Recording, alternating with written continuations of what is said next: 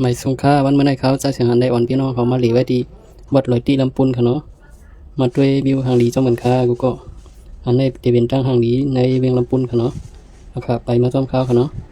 นะครับตั้งที่เขาที่กันในเดเป็นเวียงลำปุนหน่อยค่ะนะวัดลอยตีในเดอยู่ไว้ที่เส้นตั้งเกียงใหม่ลำปางค่ะเนาะพี่น้องค่ะเนาะนะครับมีต้นหมอกกอนหางหลีดีจังเลยค่ะเนาะวิวหางหลีนะครับเนาะแต่ว่าเมื่อไหร่แหลดมาอีกนึงเลยค่ะนะนะครับไปที่จำมาฮอดมาแถววัดลอยตีลำปุนพองนะครับเนาะซอยของเมียนมาเป็นพองค่ะพอดีไปย้ำมาฮอดมาถึงในจังหวัดหันคลิปเขาเนี่ยก็จอยก็ได้ก็เสียได้ปั่นแห้งพองค่ะเนาะปั่นตาดีเฮ็ดคลิปเอลดีจังไรออกมานำเลยค่ะเนาะพี่น้องค่ะเนาะเอาคำมาเหล็กด้วยกลมบอกก่อนยาวกั้มเขาเดี๋ยววันพี่น้องเขากัดด้วยกองสองด้านไกลค่ะเนาะเขาได้เอาเหรียญบาทตอดใส่แล้วก็สองด้วยที่ไกลๆค่ะมาจมกันค่ะอันนี้ค่ะเนาะเอาค่ะข้าวเด็ดด้วยกับทั้งร้อยมันค่ะเนาะเอาค่ะมาชมค่ะ